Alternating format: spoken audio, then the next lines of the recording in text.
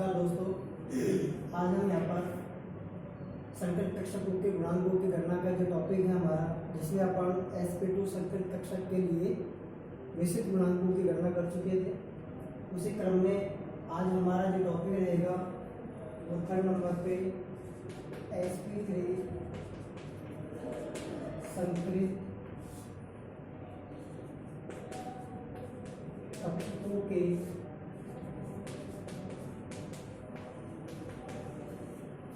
गुणांकों की गणना, कक्षकों के गुणांकों की गणना से संबंधित है।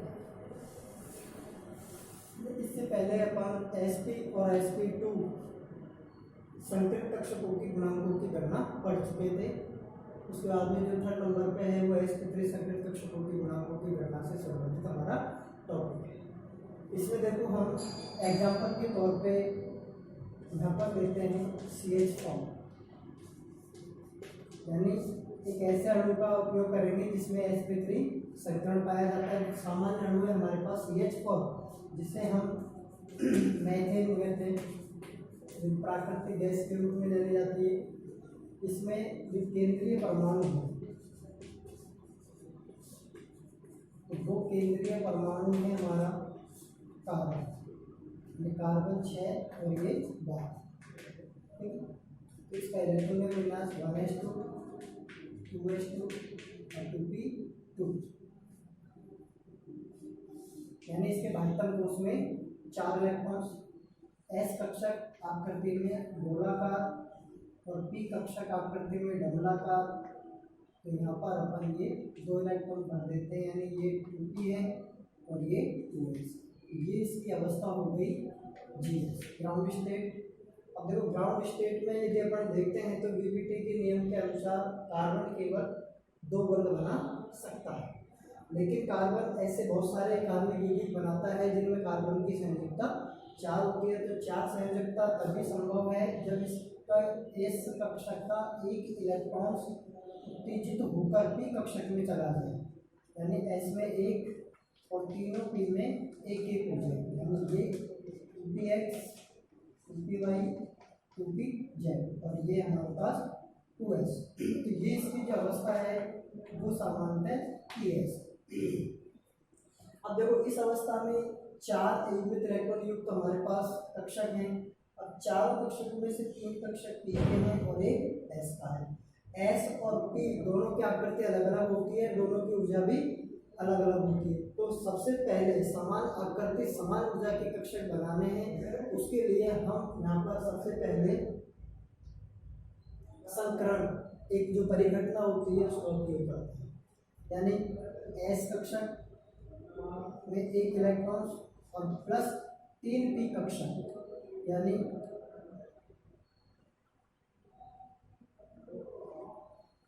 एक P कक्षक तो हम ये बना दें, दूसरे को भी मैं इसी में बना देता हूँ और तीसरे को भी मैं यहीं पे बना देता हूँ। ठीक है, तो ये है हमारे पास Px Py और Pz और इन सभी में एक एक इलेक्ट्रॉन और ये S। ये सभी कक्षक परस्पर मिलते हैं और उतनी ही संख्या में नए कक्षकों का निर्माण करते हैं जितनी संख्या में ये परस्पर मिलते हैं। तो परस्पर ये मिलेंगे, उसकी संख्या रहेगी हमारे पास 4, यानी एक तो S रहेगा और 3 P रहेंगे।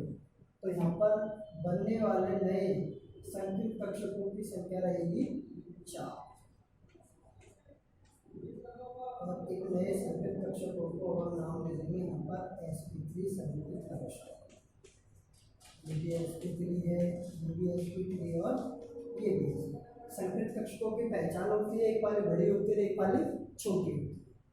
ठीक है, और बड़ी पाली में हमेशा इलेक्ट्रॉन घनत्व पाया जाता है। तो ये जो संकलित कक्षक बनते हैं, इन संकलित कक्षकों के तरंग फलन हमें नोट करने होते हैं। तो यहाँ पर देखो इनके तरंग फलन अपन ये बना सकते हैं कि जैसे 4 संकलित कक्षक बने तो 4 तरंग फलन देने हमें psi1 psi2 psi3 psi4। अब देखो यहाँ पर चार संकृत कक्षकों से संबंधित चार तरंग फलन ले लिए और चार तरंग फलनों का जो निर्माण है वो एक तो एस और तीन पी के संयोग से होता है। तो यहाँ पर इन परमाणु के तरंग फलन भी लेने हैं। A1 sine S, A2 sine S, A3 sine S और A4 साइन एस। इसी तरीके से यहाँ पर B1 sine PX plus B2 sine PX plus B3 sine PX plus B4 sine PX plus C1 sine PY plus C2 sine PY plus C3 sine PY plus C4 sine PY। इसी तरीके से यहाँ पर D1 sine PZ plus D2 sine PZ plus DZ sine D3 sine PZ plus D4 sine PZ। इस तरीके से ये हमारे पास चार समीकरणें बनती हैं चारों तरंग फलनों से संबंधित। ठीक है, एक देखो यहाँ पर जो CH4 के निर्माण में जो अतिव्यापन रहेगा वो sp3s अतिव्यापन रहेगा, क्योंकि यहाँ पर एक sp3 संकृत कक्षक तो ये है और दूसरा है हाइड्रोजन वाला। तो हाइड्रोजन में देखो समानता हमको पता है कि हाइड्रोजन के इलेक्ट्रॉनिक विन्यास 1s बन रहता है, 1s बन रहता है। अब ये s कक्षक आकृति में गोलाकार रहेगा, तो गोलाकार s कक्षक यहाँ पर क्या करेगा, इसके साथ साथ क्या कर लेगा, अतिव्यापन कर लेगा। तो ये अतिव्यापन हो गया sp3s। इसी तरीके से यहाँ पर अतिव्यापन हो जाएगा, तो ये अतिव्यापन हो गया sp3s। इसी तरीके से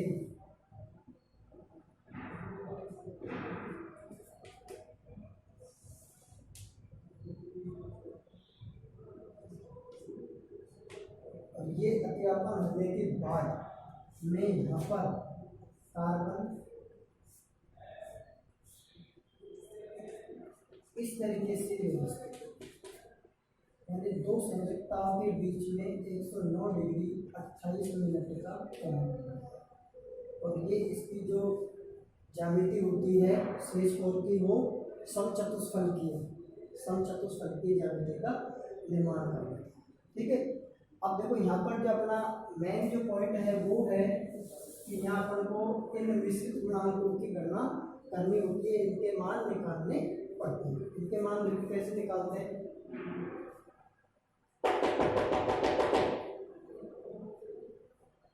इसके लिए अपन को कुछ शर्तें लगानी पड़ती है इधर।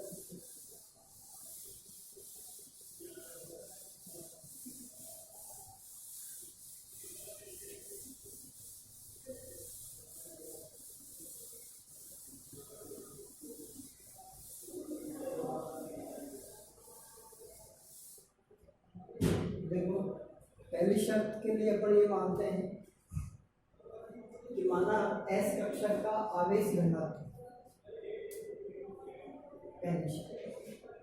माना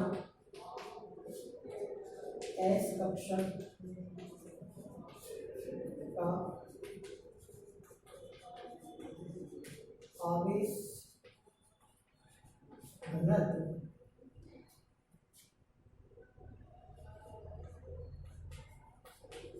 चारों संकृत कक्षकों में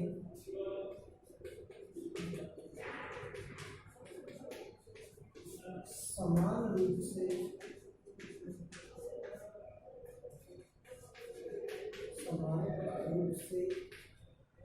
विभाजित रहता है, समान रूप से विभाजित रहता है। तो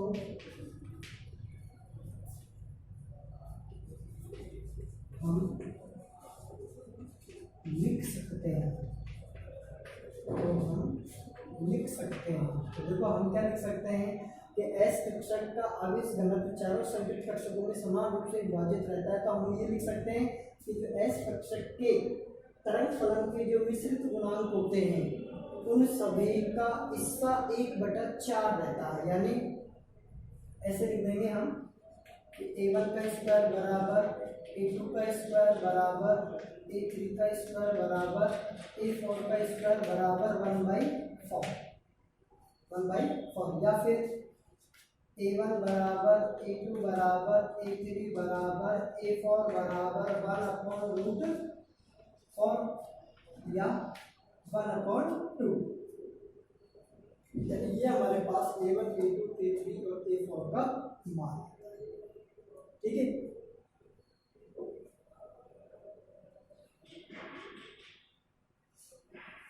अब देखो आगे यहाँ इसे हम यहाँ पर साइड में लिख देंगे अलग से a1 बराबर a2 बराबर a3 बराबर a4 बराबर 1/, ये मान हमारे पास इसका आ गया। उसके बाद में जो सेकंड शर्त है, सेकंड शर्त अपन यहाँ पर ये लगाए कि माना साई1 तरंग फलन की एक्स अक्ष है तो साई1 के निर्माण में साई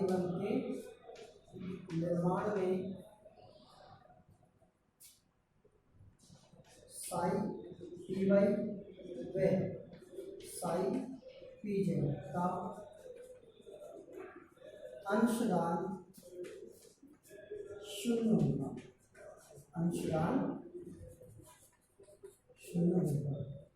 ठीक है। यदि हम साई1 तरंग फलन को एक्स अक्ष पे मानते हैं तो एक्स अक्ष पे मानने पर इस साई1 के निर्माण में साई पी वाई और साई पी जेड का अंशदान क्या हो जाएगा, शून्य हो जाएगा। यदि ऐसा हो जाता है तो फिर हम लिख सकते हैं C1 बराबर 0 और D1 बराबर 0, ऐसा हम इसमें लिख सकते हैं। तो यहाँ पर अपन नोट कर देते हैं इधर C1 बराबर 0 और D1 बराबर 0, ठीक है। उसके बाद में अब तीसरी शर्त लगाते हैं कि यदि साई1 सामान्यीकृत शर्त का पालन करता है तो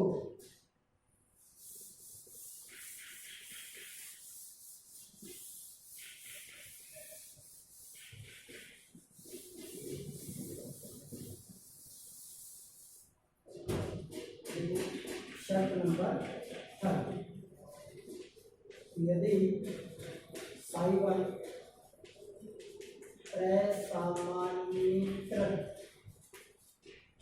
सामान्यीकृत शर्त का पालन करता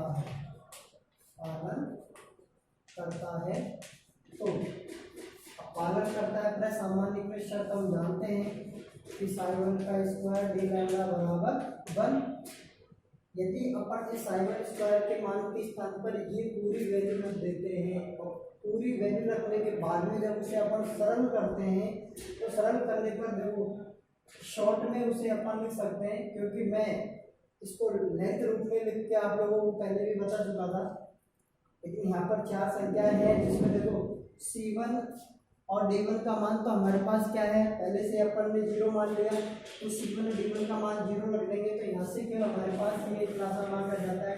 इसका जब अपन स्क्वायर करते हैं तो वो a + b का होल स्क्वायर के बराबर जो सूत्र होता है उसके अकॉर्डिंग अपन इसको खोल सकते हैं।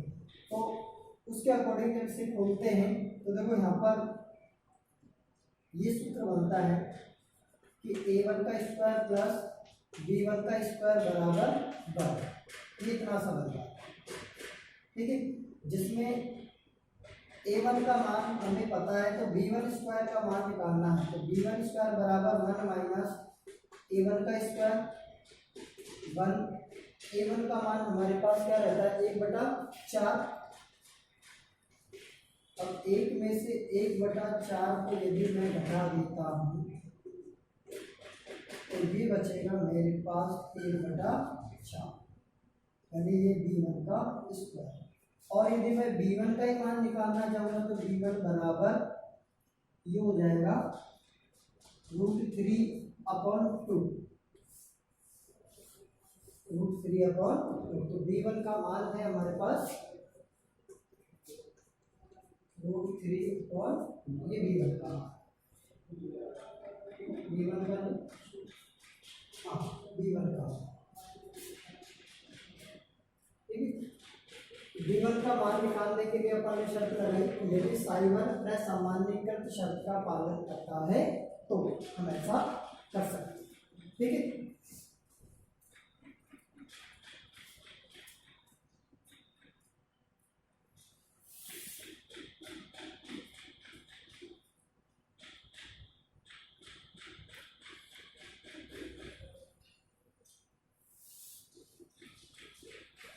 नेक्स्ट देखो, अगली शर्त लगाते हैं हम।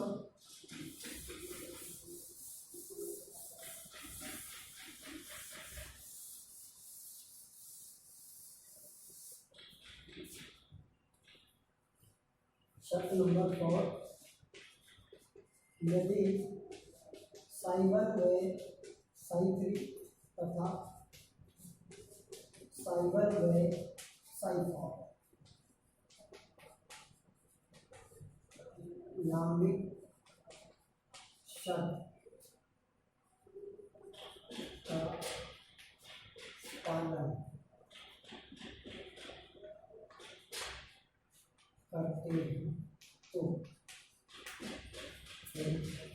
नामिक शर्त है साई1 साई3 पे लगाएंगे तो साई1 साई3 बी लैम्डा बराबर 0, और इधर इसमें लगा देंगे अपन साई1 साई4 बी लैम्डा बराबर 0, ठीक है।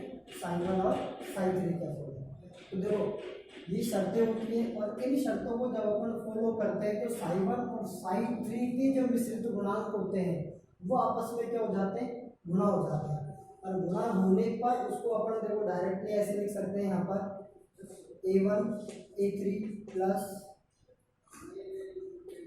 b1 b3 plus c1 c3 plus d1 d3 बराबर 0।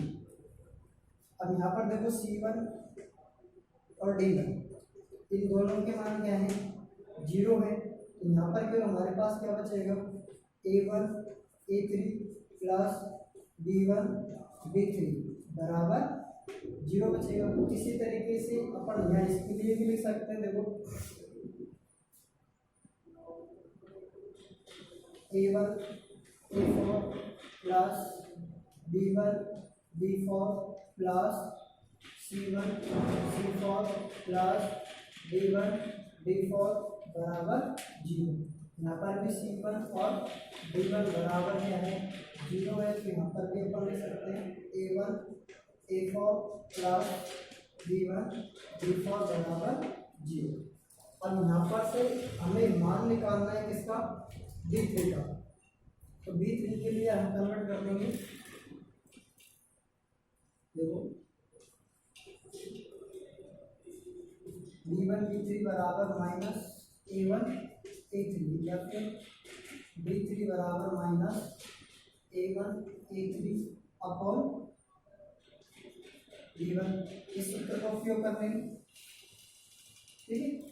और इसी तरीके से यहाँ पर b4 minus a1 a4 upon b1, यहाँ पर इस सूत्र का उपयोग कर देंगे। अब दोनों में से किसी भी एक सूत्र का उपयोग करके अपन b3 b4 का मान निकाल सकते हैं। जो मान b3 का आएगा वही b4 का आएगा, और जो मान b4 का आएगा वही b3 का आएगा, ठीक है। देखो यहाँ पर अपन b4 का मान निकाल सकते हैं, b4 बराबर माइनस यानी a1 और a4 यानी इनके हमारे पास मान है 1/2 अपॉन b1 का जो मान है हमारे पास वो है √3/2। बी फॉर बराबर ये कितना हो जाएगा 1/4, तो 1/4 ऊपर 2, 2 एकम 2, 2 दूनी का 4, तो ये हो जाएगा बी फॉर बराबर -1/2√3। ये हमारे पास बी फॉर का मान, और यही मान हमारे पास किसका आएगा B3 का आएगा। जब ऐसे ही हम यहाँ पर रखते हैं दोबारा से, तो यही मान रखेंगे, और ये मान रखने के बाद में हमारे पास यही वैल्यू आएगी। तो यहाँ पर अपन लिख सकते हैं, देखो B3 B4 बराबर -1/2√3। ये हमारे पास इन दोनों के मान आ गए।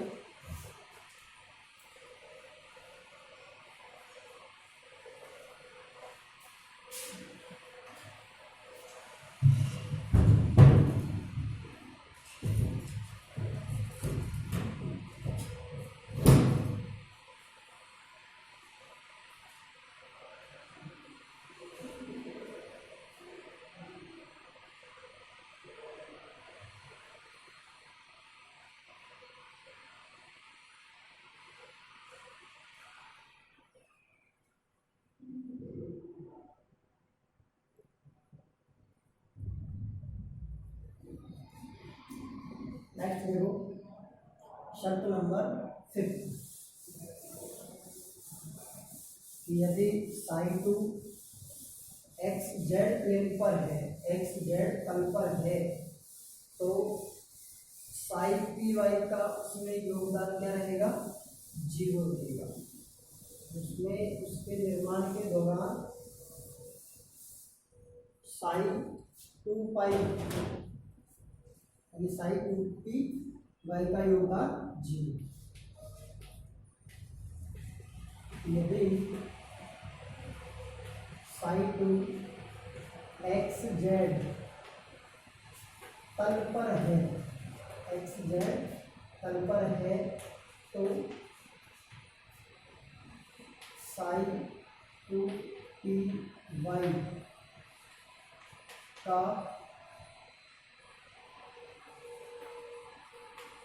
इसके निर्माण में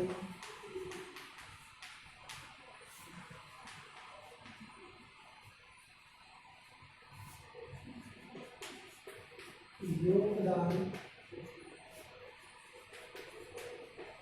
0 होगा। इसके निर्माण में योगदान क्या होगा 0 होगा। अतः C2 बराबर G। अतः क्या हो जाएगा C2 बराबर क्या मान लेंगे हम 0 मान लेंगे। तो यहाँ पर लिखते हैं अपन C2 बराबर G। ठीक है। उसके बाद में शर्त नंबर 6, छठे नंबर की शर्त अपन लगाते हैं कि साई 2 पर असामान्यीकृत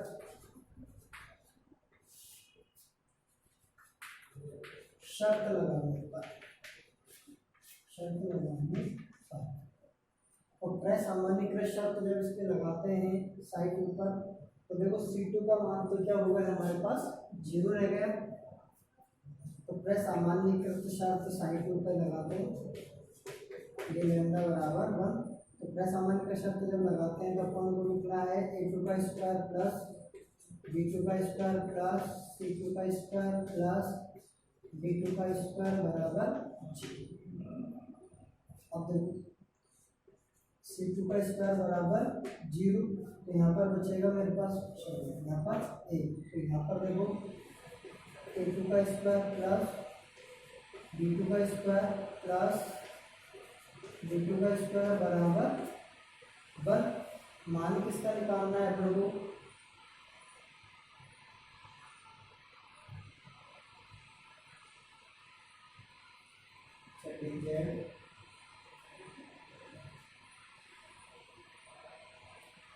D2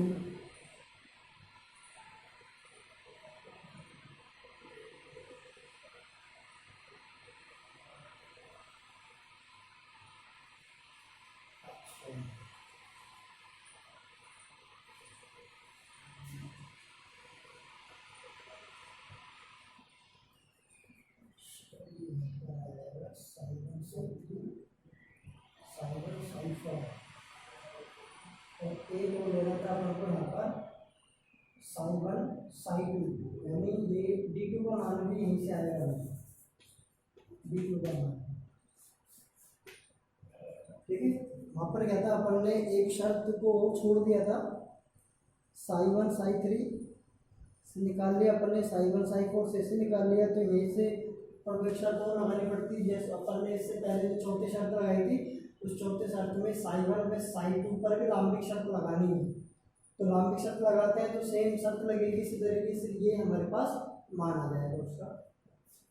उसके बाद में देखो यहाँ से अपन को V2 का मान मिल गया उस शर्त के अकॉर्डिंग। अब यहाँ से D2 का मान निकालना है, तो D2 का स्क्वायर बराबर 1 माइनस A2 का स्क्वायर प्लस B2 का स्क्वायर।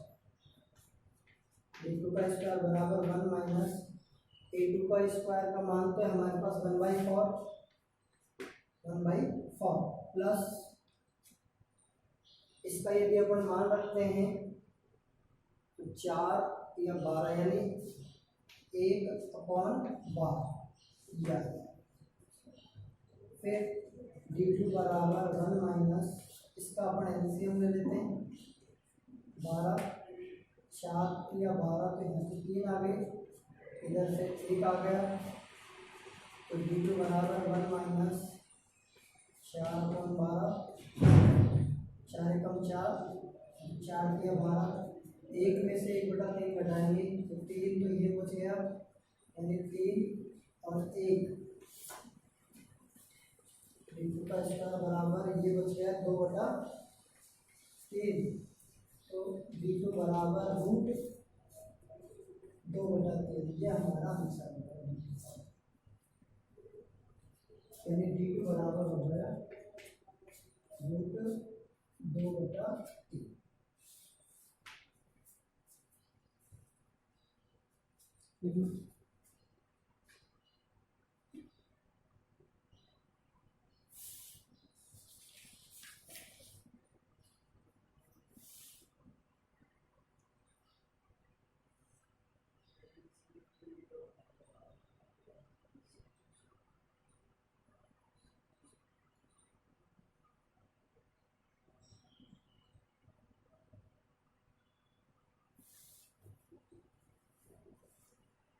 इसी प्रकार से देखो नेक्स्ट जो शर्त लगाते हैं अपन, वो लगाएंगे साई 2 है साई 3 और साई 2 है साई 4 पर लांबिक शर्त लगाने का।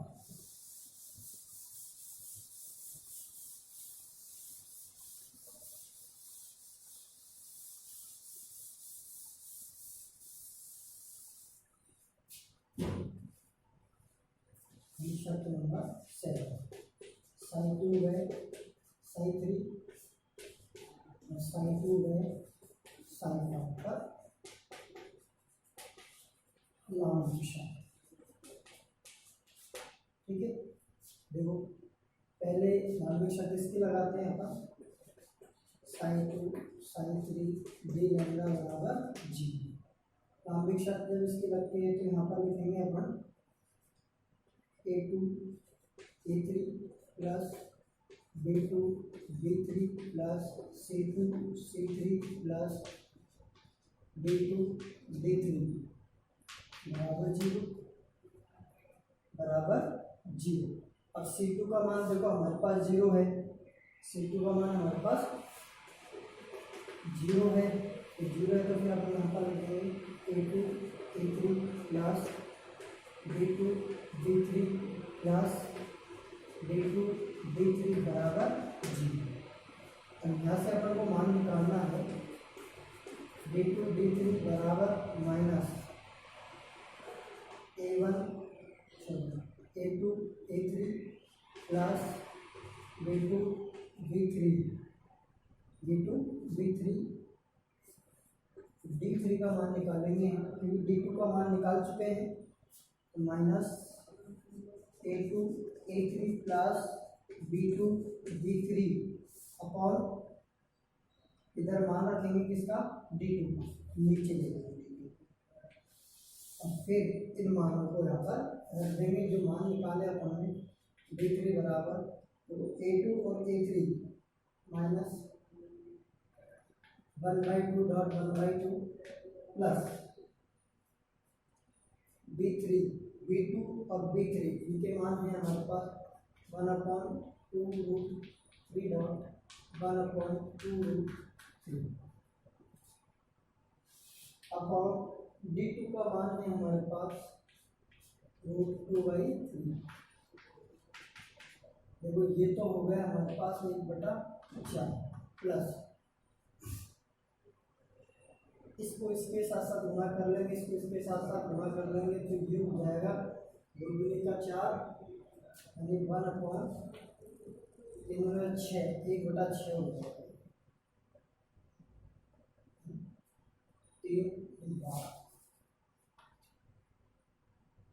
ये 1/12 हो गया। और इसको यदि अपन सरल करते हैं तो सरल करेंगे तो ये तो ऊपर चला जाएगा। पहले तो इसको सरल कर लेते हैं और फिर इसको सरल करते हैं, यानी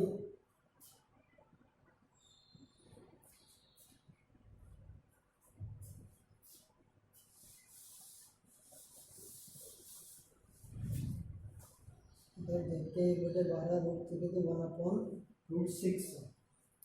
इसको इस तरीके से जमाने के बाद में d3 बराबर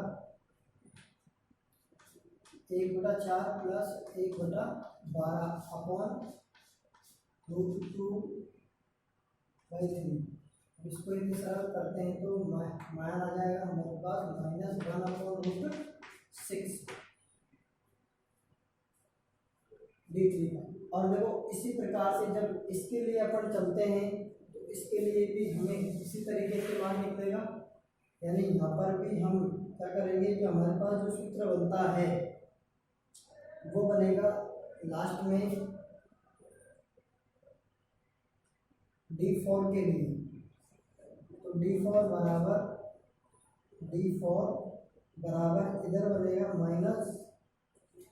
-a2 a4 प्लस